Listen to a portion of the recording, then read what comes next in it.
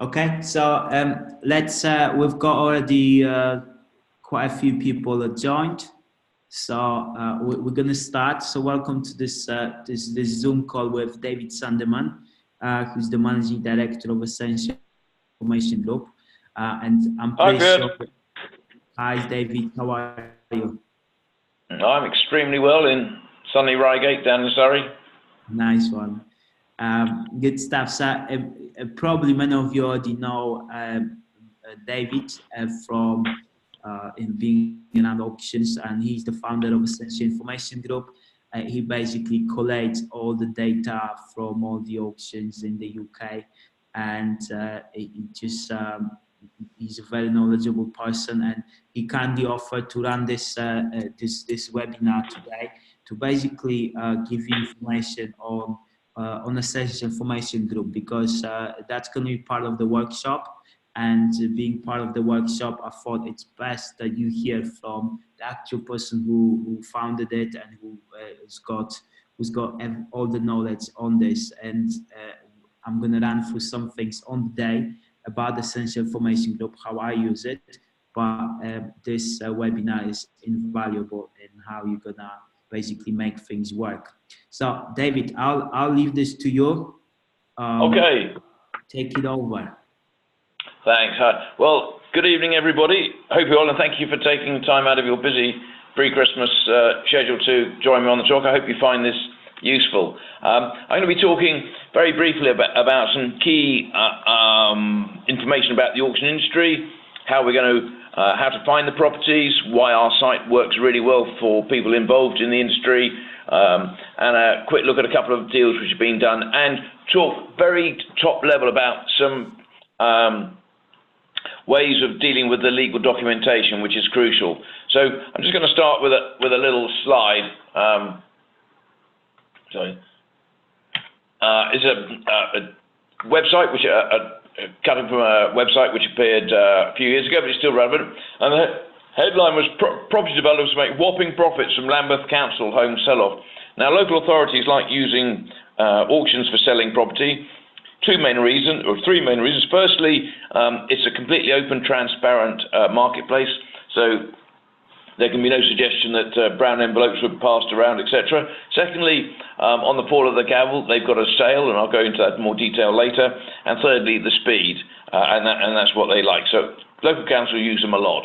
And you can see here, it was sold at auction for 128,000, just showing where my mouse is. And it was on the market a few months later for 215. So, an £80,000 uplift in value. You've got expenses to deal with, but I'm sure all of you wouldn't mind making 80 grand on a single deal where the output was low. We've been around 28 years. We cover every auction house in the UK. We've got full information on every lot on the site. Provide a lot of support services for auction houses. So today, Network had a sale. We were broadcasting their auction live over the internet. As did Harmony, we create the catalogue for them, we host their website, and we host a lot of legal documents. So if you've downloaded any legal documents for auctions, you may well have got a passport, and that's one of our services we provide. And we provide a lot of stats for the industry, newspapers, Inland Revenue, Treasury, Bank of England, all come to us to find out what's happening in the auction market. 4 simple steps for being successful. Now, most guides you're going to see in catalogues and books only talk about 3. Very few of them cover number 2, which I think is one of the most important. So first, and I'm going to cover all these 4 tonight. Firstly, you've got to find a suitable property to buy.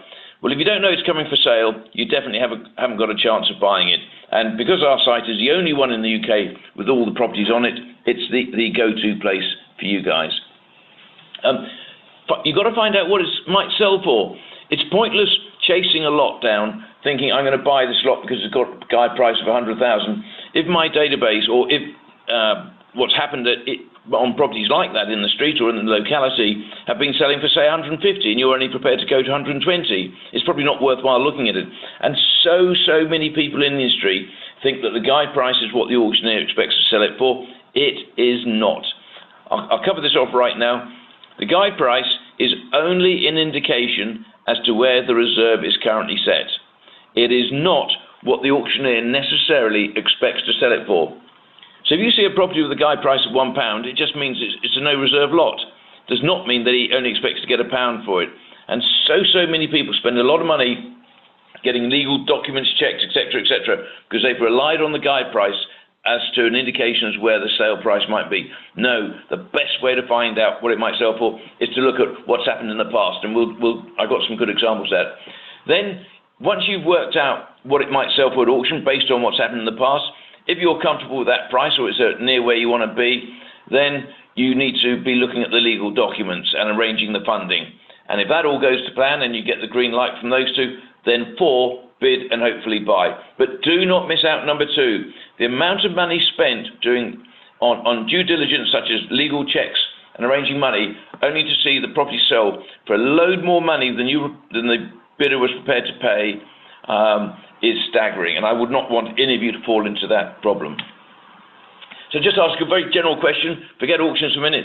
If you were looking to buy a house in Manchester, to find out what for sale would you do? So you want to buy a house in Manchester through an estate agent, what would you do? Would you go to all these estate agents, drive around and see them, or maybe go on all their individual websites? I think I can hear people in the background, no, you go to Rightmove or Zoopla. Absolutely. And the reason is because on those two sites, there is pretty much 100% coverage of the entire marketplace, so you only have to look in one place. So when it comes to the auction world, are you going to go to every auctioneer? There's 300 auctioneers in the UK. All of the ones showing on screen have offered properties in Manchester. Well, that would take you ages, and you wouldn't even know when the auctions are coming up. So I would recommend you wouldn't do that. But ideally, you would come to a site like ours, Essential Information Group. And I'll just do some screen grabs, and doubtless Pietro will go into more detail on Sunday.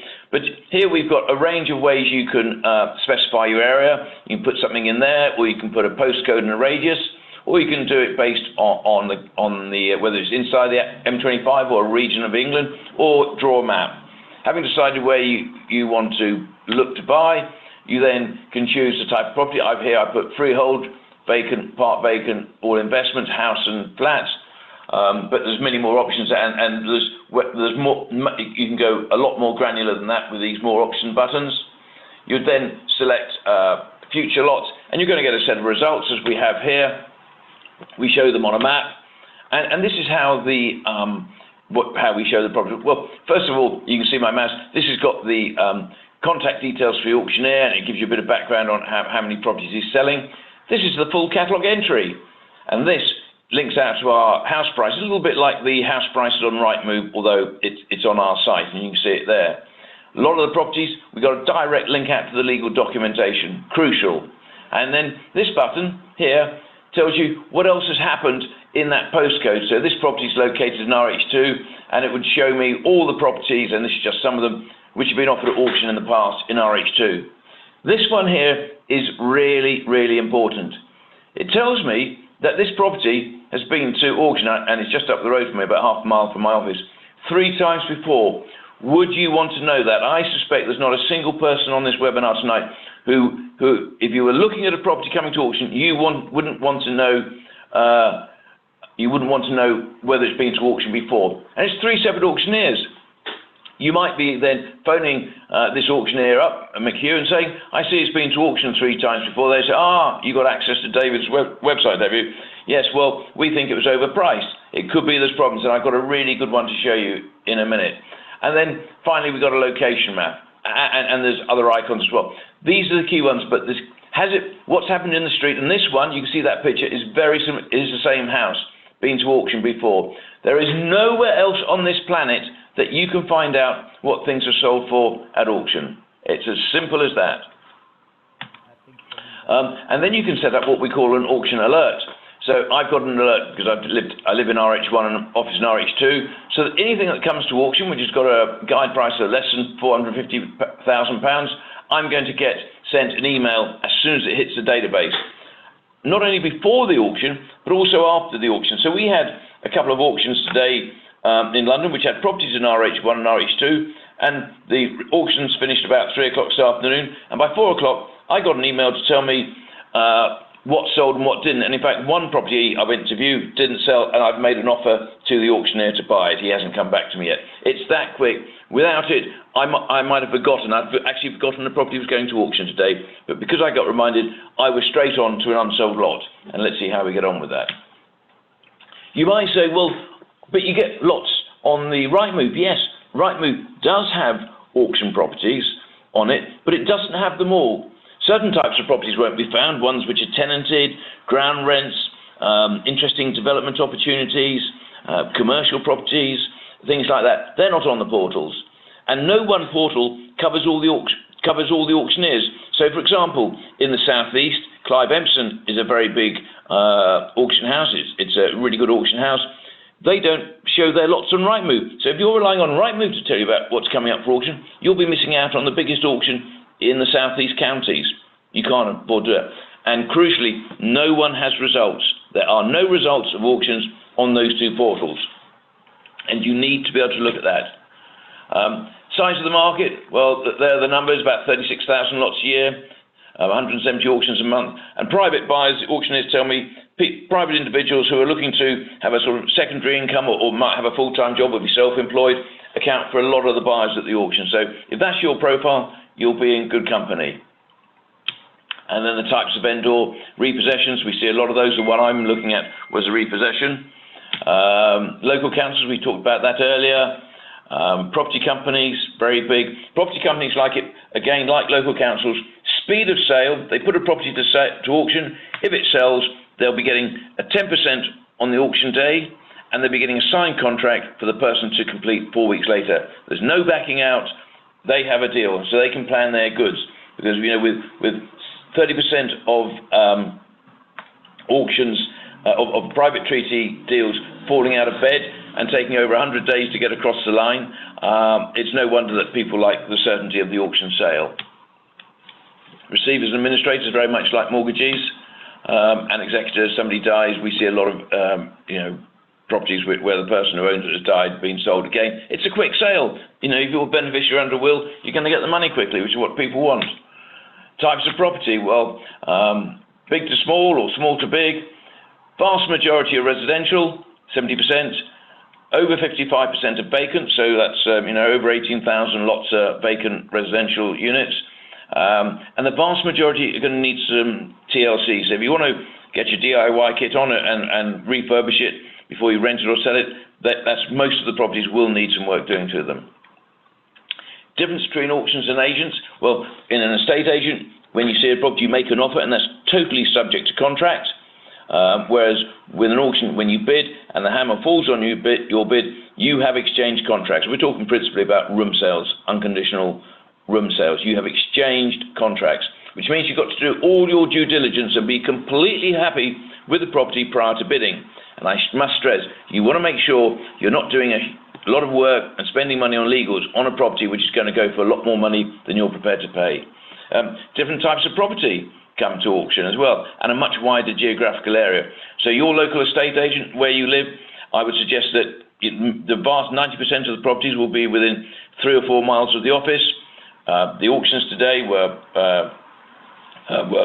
one was based in Croydon and the other up in Watford.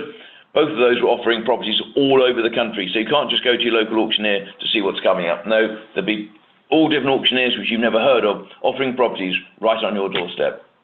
Now, how do we maximise some profit? Well, first of all, the key is really trying to minimise the number of people who bid on the property, so it reduces the risk of you being outbid. That's what you're looking to do. So if you see what you're looking for is properties maybe being offered by an auctioneer that you haven't heard of and isn't active in your area. So give an extreme example. Say you have a property to sell and it's in Plymouth. Who do you think would have a wide audience? An auctioneer based in Plymouth or one in Aberdeen? So if you're looking to buy in Plymouth and you see a property coming up for sale with an auctioneer based in Aberdeen, it probably means that they won't get as much interest in the lot as the local auctioneer. And if the auctioneer is selling a property he doesn't normally sell, for instance, a commercial auctioneer selling a residential flat or vice versa, again, their target market and their mailing list is often people who don't buy that sort of thing. I put withdrawn lots here. For whatever reason, about 8–10% of lots get withdrawn prior to auction. It could be that the property was advertised vacant and the tenant hasn't left. It might be they haven't been able to agree on a figure with the bank as to where the reserve is. It might be that the legal documents aren't in. If you see a property you like the look of, let the auctioneer, find out from the auctioneer why it wasn't offered, and say, well, I'm interested. So if it comes back on the market when, say, the tenant's left or the legal documents sorted, rather than waiting until the next auction, I'm happy to make a good bid on it and buy it under auction contract, but before the next auction. And the vendor's keen to sell, so he may well take it. And of course, again, most people think withdrawn lot is gone for good. No, these are a great chance. Unsold lots. 28% of lots aren't selling at the moment, so go on to those. And I was chasing one, a repo today, which didn't sell at Harman Healy, and you know they're in the last chance saloon. It didn't sell prior to auction, didn't sell on the day. Where are they going to go? All they can do is put it back in auction, and as you're going to see in a minute, it will be tainted goods.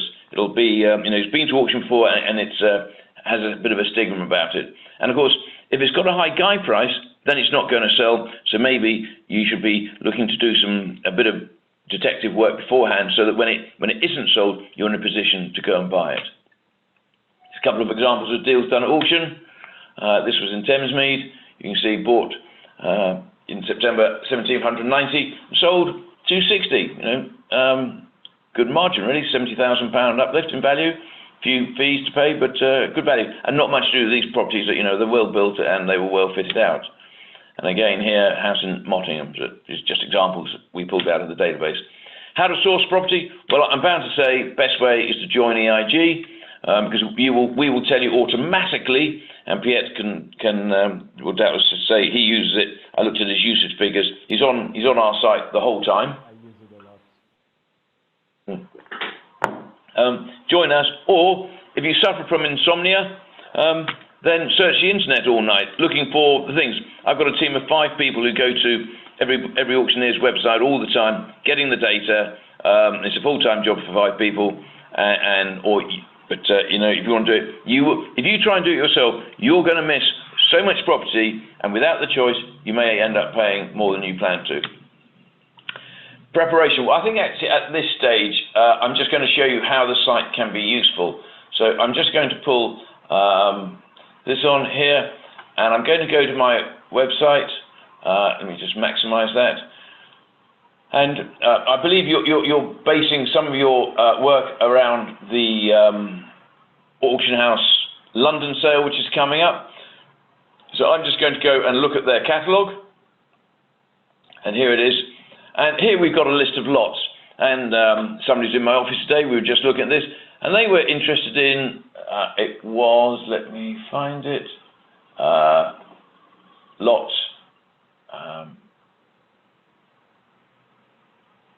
yes, lot 48. So I'm going to pop down to lot 48. Yeah. So this is a basement flat in South Norwood, guide price £35,000. Sounds cheap, doesn't it? I think that sounds very cheap. Let's go and here's the catalogue entry. There it is. Yeah. 10 seconds. So it needs to be have some work done on it, but it could make it's 613 square feet. That's to make a very comfortable 1-bedroom flat. I can see everybody rushing around to buy that. But then if I look on this icon here, View Street History, this is where it gets interesting. So here it is, the flat here, lot 48, guide price £35,000 in a couple of days' time. But look, this was a freehold which sold. If we look here, flat 7, basement, sold for £40,000 in February 2018. Now I looked on Land Registry, I looked at the title deeds, and actually it never completed. That sale, whilst it happened at auction, somebody paid their deposit, they decided not to complete. And the same thing happened here, sold for £40,000. What's wrong with it? I'd be on the phone to Auction House saying, why did you sell it 3 times in 15, 16 and 18, and it's back on the market again.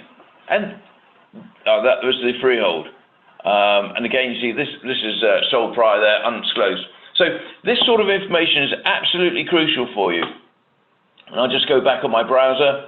And of course, what I can then do is find similar properties. So now we're going to look, this will give me all the flats which have been offered recently in SE16.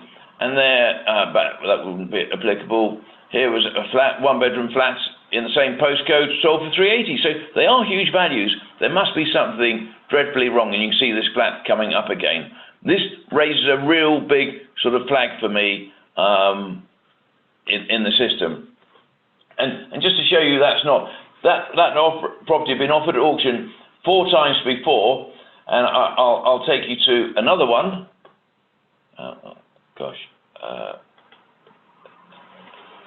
Another one, which is 62. This one, and class shop, £10,000. And I'm going to go to View Street History. And again, 24 High Street, guy price 10. Auction houses sold it for 14,000. Now it's for sale in London. It was sold less than a month ago for 14,000. And the month before it was unsold at 13 by Barnum Marcus. And again, and again, and again.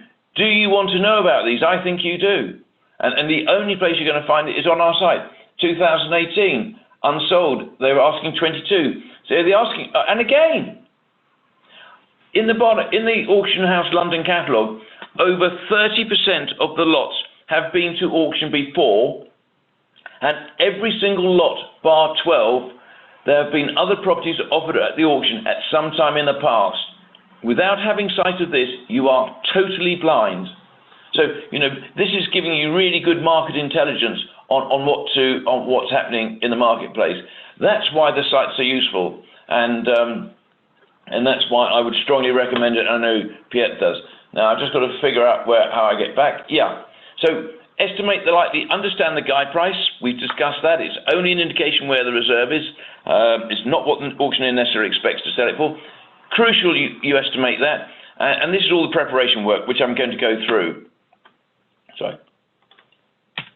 Right, how to estimate the local sale price? Well, you could have a few pints in a pub with your mates. I'm always an expert after 10 pints, I think I am. Or throw some arrows at a dartboard. I got 3 666, that's 180,000, not a really good way. Or ask the new host of Who Wants to Be a Millionaire, Jeremy Clarkson, he might have an idea. Probably the best way is to watch every episode of Homes Under the Hammer and see whether it's been to auction before. But there is another way. Look on the Holy Grail of auction data. This is interesting. Site with over 750 past lots and their prices. Fully searchable by lots of different ways. Full catalogue entry, and it's us. That's what everybody uses. Some say, well, why don't I use house prices on Rightmove? You know that little box where you can put a postcode in and it'll tell you what it's sold for? There's 4 reasons why it's no use to you. Firstly, it doesn't say whether the property was sold at auction or not, so you won't know. And with only 2% being at auction, you'll have no idea. Secondly, it doesn't tell you about the unsold lots. And looking, if you remember on that lot that we looked up north, it was unsold several times, and that wouldn't be on the database. No. It takes 3 or 4 months for a sale to get registered and go on the database, and over 50% of auction sales aren't even ever listed on that land registry site, so it's of no use. Only we can help you with previous auction sale prices. Viewing the property, there'll be 2 types of arrangement. Either there'll be set times in the catalogue, or you phone up and make an appointment. And these are some of the things you might want to take with you. Sensible things. I think a sonic tape measure is a really good idea, and a damp meter as well. I saw somebody at a viewing the other day with a drone. He was checking the roof. Not a bad idea. Make sure you're registered if it's more than 250 grams in weight. And as I said earlier, in this auction today, these are the numbers. 30% of the properties going to auction have been to auction before. 1 in 3 almost. Do you want to know about it? I would suggest you did, and we can tell you. To fund the deal, well, the best way is, not pound notes, as in paper pound notes, but your own money without having to borrow it from anywhere, or do a deal or joint forces with a like-minded person. Bridging finance is very good. We work very closely together, and they can give you an offer in principle in minutes sometimes.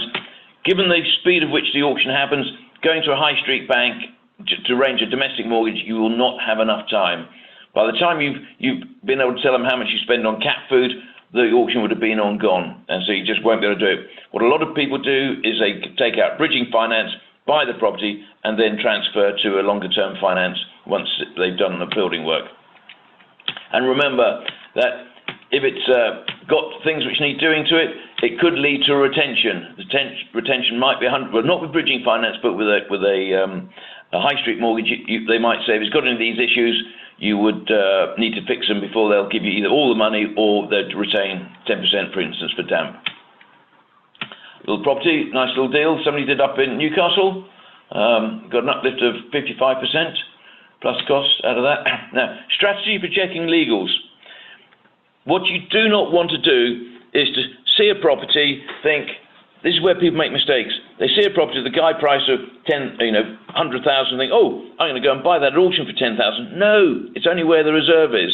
But even if they've been on my site and thought, yes, okay, I can see that I'm probably going to have to go to 120, and I'm happy to do that. Great, they've done their due diligence on the price. The last thing you want to do is simply phone a local solicitor up and say, oh, I'm buying this auction, can you give me a full report on title? You get a bill for 400 or 500 quid, and you might not even buy it. What you need to do, and you can start tomorrow, is find a friendly solicitor who works in the auction industry, and I think Pierre might be able to give you some advice here, who is happy to do this and can work quickly. Catalogue comes out, Varnum has released their catalogue 2 Mondays ago, and the auction's on Monday. You haven't got much time to do it. So you need to have a relationship with an auctioneer who is going to act for you. Then I would suggest, well, you first make sure about what it's going to sell for. Then you can start looking at the legal pack in various ways. Now, just to give you a couple of tips in a minute, examples, looking for reasons why you wouldn't want to buy it. And now, you're not a solicitor, but there are things you might see in the legal pack which say, do you know, I'm not happy with this, I'm going to leave it. And you spent no money on legal fees, and you can walk away. Or if you see something you think you're not happy with, you could always ask advice from your now friendly lawyer to give you an opinion on it. But if you do read the legal pack and can't see any reason not to buy, you must then get your lawyer to look at it and ask him to look for common pitfalls as to why you wouldn't buy it before he does a full report. In that way, you only be paying for a small amount of his time. But do not go bidding on properties unless you've had a lawyer read the legal pack and say it's okay, unless you're very, very comfortable. And Pietro will doubtless go into more detail on this on the weekend. So, if you get the all clear from the solicitor, then you can go and bid. But I just want to look at an example. So, supposing you're looking to buy properties up north, which give a gross, or will give you at least a 10% income stream.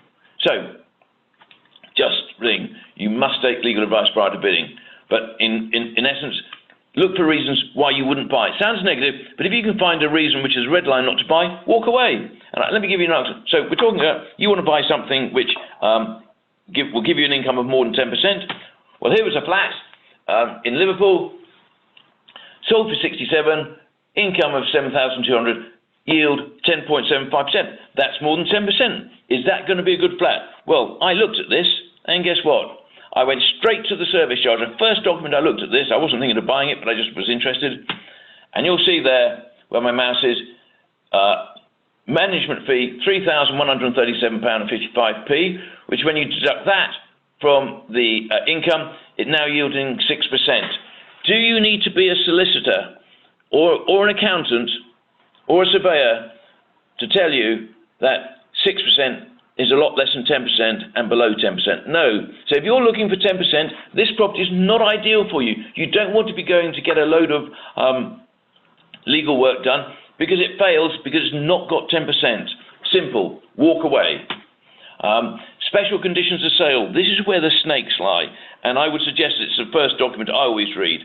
And the sorts of things you've got to be in there, there could be a special condition, Wandsworth Council will have this, that the buyer has to be an individual intending to live there. So if you're looking at a property which you think you're going to buy in a company name and rent out, and this is in the special condition, you can't. Move on. The contract of sale says you have to be an individual and you've got to live there. The buyer might want you to pay additional fees on one I saw the other day, a few years ago, it stopped now, 8% on top of the hammer price towards the vendor's legal fees. If you're not happy to do that, move away. A lot of the mortgage repos, they got 14-day completion. If you're not comfortable you're going to be able to raise the money within 14 days of the auction ending, but you're going to need a full 28, you can't buy it. Walk away. Maybe speak to a lawyer just to ask what the implementation is. These are all reasons why you might not. Overage clause, is where you get planning permission. You're going to have to pay a percentage of the uplift in value to the vendor 28 days after grant of permission. If you're not going to be able to fund it, walk away. And if your lender won't allow you to buy a property where the vendor wasn't registered owner because it's not been done, walk away. I saw one the other day where the buyer was liable for all service charge arrears and ongoing disputes, and nobody had an idea what they were. Are you really going to buy a property where nobody knows what the outstanding service charges are or what the ongoing disputes are? No. You just got to move on. You don't need a lawyer to do a full report on title to tell you that you're just going to be writing blank checks. And then often you see about buyer's fees. Look at the office copy entries. It will tell you who owns it and how much they paid for it. And then there's going to be covenants. Now, these are things that you've got to do or can't do. So a covenant you've got to do is, for example, pay the service charge. It might say you can't build within 8 meters of the boundary. So if there'll be a covenant which says that. So if you're planning to do that, you may be stopped because there's a covenant, there's a restriction on the property which stops you doing it. But that'll be in plain English. Again, any doubts, ask your lawyer on that point. Neighbours right of way. If you don't want people to be walking through your back garden, don't buy it. Very straightforward. And age restriction. We see a lot of retirement flats come to auction. And if you're thinking of buying out a flat to rent it out to students, but it's got a restriction which says you've got to be over 65 to live there, it's not for you. We all know that a student of 18 is not yet 65. You don't need a lawyer to tell you that. But again, you could always ask him for his view just to confirm you've read the thing right. But you'll only be paying for a few minutes of his time. Other matters to check are the title plan. This will show you where the boundaries are. When you walk around the site, get the title plan up or print it off and just make sure that the boundary, the red line around the property, seems to be where it is on the drawing, and that they haven't taken adverse possession of a big field when they shouldn't have done. Lease plan. Good example, came to auction the other day. Came to auction because somebody had been to auction. They bought this property which was arranged as a one-bedroom flat. They thought this is a lovely one-bedroom flat.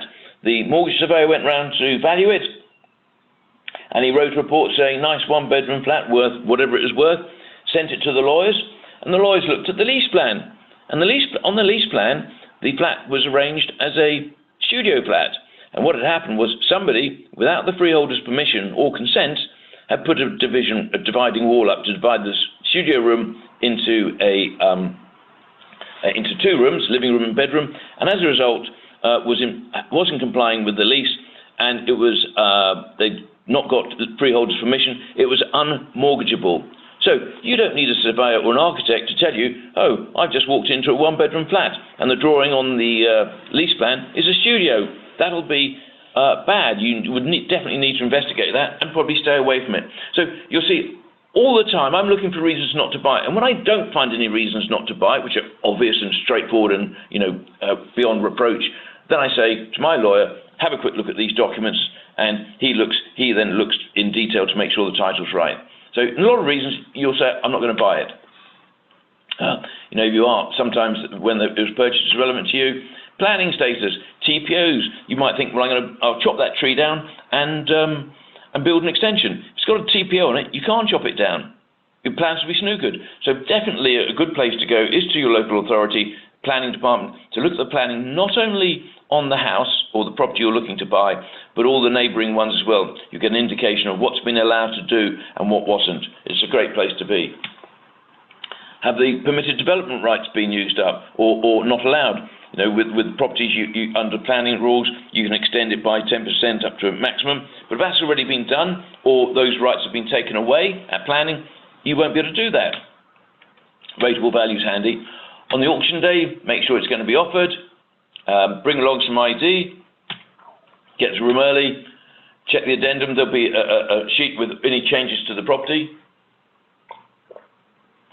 It might just be the postcode's changed, or it could be anything, but you're buying subject to that. You're deemed to have read that, so make sure you do. You need to make sure you got a deposit. Normally that's done by electronic transfer. And make sure you bid on the right lot.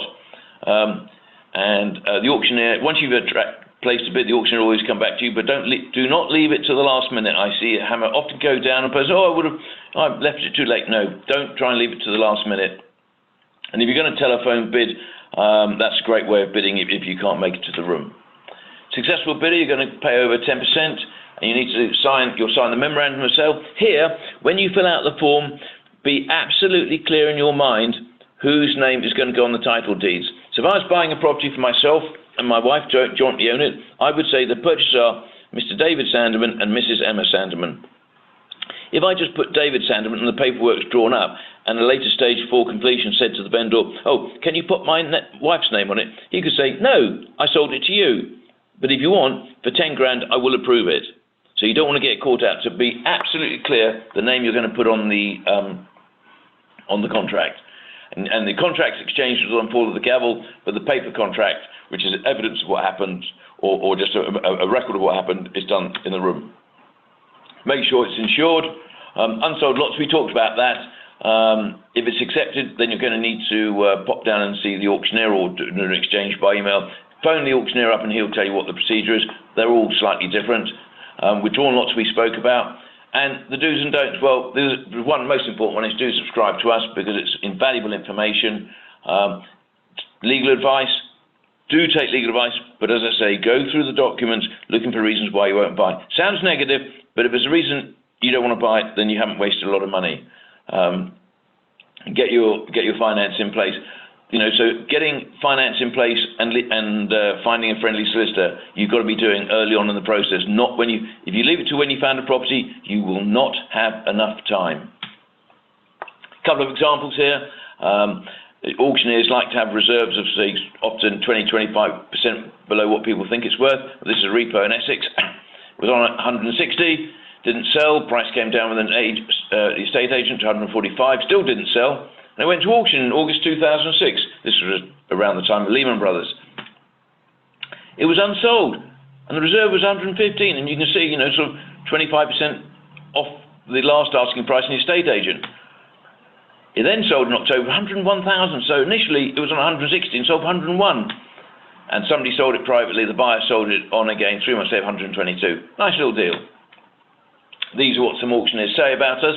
Now, with my site, which I hope you can see the real benefit to you, normally, and I'll put the mouse here, for 12 months is including VAT 570, 6 months £318 for 6 months. If you were to join us today, then your price would be 450 or 255. You know, money back guarantee if you're not satisfied, and of course it's an allowable expense. So you've got big savings there. And if you were to join us today, or simply send an email to me at sales@EI Group that you would like to take advantage of these prices. If I had an email come in, you know, by the close of play tomorrow, I would add an extra 2 months on for the year, an extra month for the 6 months. And of course, again, if we need time within 2 weeks, we can cancel it. Absolutely nothing to lose, but all to gain. Or if you don't feel quite ready, and I reckon everybody does this, if you're not going to subscribe, is again, send me an email to sales@EI Group, and we'll set you up with a 1-week trial of the database, so you can have a good look around. And that's really it. So I'll just go back to, you've got the deal. So if you want to send me an email, say, subscribe, please, either 6 or 12 months, let me know on that email address, and I'll get that set up tomorrow. One of my team will call you. If not, just send me your email, and I'll set a trial up, and you'll have a good look around. Without this, access to this database, you are blind in the auction, absolutely blind. Piet could not operate doing what he does, making the money he does, without actually having access to the site. And on that note, good night. So there are my contact details, and I'll hand back the baton, or the gavel, I should say, to Piet. Nice, and thanks so much, David. That was really informative, and I love the fact that you saw us, especially how to look at the auction, the lots that were offered before, and that at least 30% of the auction lots in most of the auctions have been offered before. And I find staggering figure. Yeah, it is, and I find it extremely useful. Like that's really the first thing that I check when I look at the lot, because if it's something's been offered twice or 3 times in the last year, I know I don't want to be spending time on it. And I think those kind of techniques where you use your time efficiently and I mean, that's something that keeps me sane with auctions. Otherwise, I would have given up on auctions a long time ago. Yeah, well, having access to our site. Yeah, exactly. Like without that access, it's going to be it would be difficult. But what I want to say is, there's some questions. Would you be able to stay on to answer? Sure. Yeah. Far away. So I've got number one is I've got a question from Omer asking. Hi, Omer. How quickly are the legal documents available once they are released by the auctioneers? Right, very good question there. Yeah, well, you would like to think that the moment the catalogue comes out, the legal pack is there, but that's not the case. Often the legal pack will come in dribs and drabs. Some properties don't even get a legal pack, or they put it up on the last day. If it's on the last day, you've got to ask yourself, why is this? Are they trying to get somebody to bid on it without having a good look at it? So you've got to be properties from being released onto the market to auction date is typically between 2 and 3 weeks, and it may well be on the last few days that the final document comes in. When you register with the auctioneer, as the documents come in, you will be notified by email that this has happened. But you've got, if a document that you need to see isn't there, do not bid. So sometimes the bad news documents are left till last and hope that people won't see it. Omar, this is a live system. So basically, the moment things get uploaded, everyone who's registered for the legal pack gets an email. So it's very much live. But it's important to register for the legal packs as soon as you basically see the property on the auction website, because that will then allow you to get communication from the auction house about that particular lot. And that's to do with viewings and maybe with the property being withdrawn and stuff like that. I mean, I saw people who came to the auction all the way from far away just to realize the property has been withdrawn. And the reason they didn't realize was because they weren't registered for the legal pack. Only their solicitor was, and he was too busy to tell them. So it's an important one. Bushra have raised her hand, and let me just see what Bushra's question is. Bushra, I'm going to unmute you, so you will tell us what your question is, hopefully. Hi, Bushra, can you hear us? Yes. Can yes? Did you say Bushra? Yes. Oh, sorry. Yes, sorry. I've just got in and I've logged in and I'm kind of doing bits of bobs, but I'm listening, so I kind of missed the first half, I think. Yeah, no problem. Got this recorded, so we will. Oh, fantastic. Chat about this later on. Yeah, guys, if basically like this is part of the auction workshop that we're running. So I asked David to do it because David unfortunately cannot be there live with us on the day, and I thought that this is very important to understand essential information. And also it's important and generous of David to give everyone a discount on the subscription if you want to subscribe and get the extra months for free, or get the 1 week free trial, because what we're going to be doing on Sunday is going through some live lots in the auctions on the 11th of December auction house London auction. And I want you to start getting yourself familiarized with EIG, because as I said, like I use it and like all the time, and it keeps me sane. And I think it's important to basically have access to it and understand how it works, so that you actually use it and you make use of the money you spend on this. So I definitely recommend either get the membership with David's offer, or basically send an email to get the 1 week free trial, so that you can use it on the workshop, you can use it on the day of the auction, and then you can basically ask any questions you might have on the webinar that we're going to have concluding the workshop exactly in a week's time at 7 p.m. on Thursday, the 12th of December. So definitely email David at sales@eiggroup.co.uk. And I've got just one more question from Omar. How long has this software been going on, just out of interest? And can you? Great question. Well, I'll give you a 2-second history. After I qualified as a barrister in '83, I started buying and selling at auction in the '80s. And one thing that always niggled me was I couldn't find out what things sold from in the past, because I used to see things cropping up in catalogues, but there was no central record. And when I was looking for something else to do in 1990, I came up with the idea of this. And here I am 30 years later chatting to you guys. And while I've got the mic, yes, a couple of people have subscribed already. That's great. Thank you very much. And I've had 3 people request a trial as well. So do get, if you're not subscribing, great. But if you're not subscribing, do send me your details and I'll get a trial set up, so that when you're working with Beard on Sunday, on your laptop or phone, you can be doing searches and seeing what you're seeing, and have a good look at it prior. It will really, really assist you in your work. Yeah, and one more question, David. Can you filter by repossession or housing associations, for example? Yes, you can.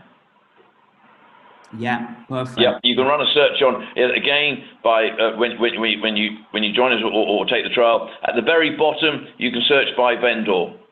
Mm-hmm. Yeah, brilliant. Another question: is it true that the auction lots give us investor an indication of what types of investments are in demand? The auction lots or the auctioneers? Yeah, auction sales basically. Do they give us as investors an indication of what types of investments are very much in demand right now?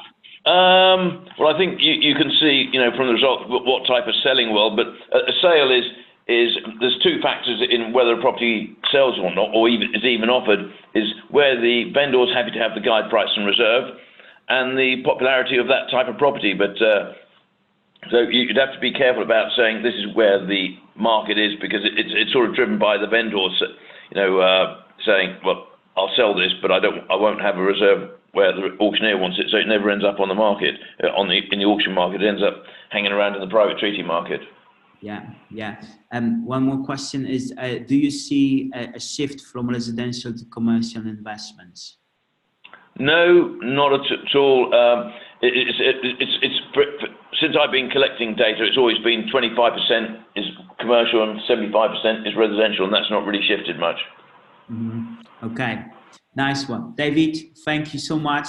It's been very good listening to your views on things, and hope everyone got David's email, and you guys are getting either the trial or the subscription, because we're going to use it on Sunday. And for those of you who haven't yet registered for the workshop and you want to kind of get more, I'm going to send a link to basically everyone right now, where you can check out the auction workshop, and you can basically see if you want to attend. It's on Sunday. It's in Paddington from 9:30 till 6 p.m. And I'm having Jay Howard from Auction House London, who's the auction manager and co-author of the book that we wrote together before the hammer falls. He's going to be delivering content. We're going to have a finance expert who's going to be talking about finance, bridging, mortgages, remortgaging, and all sorts of aspects of it.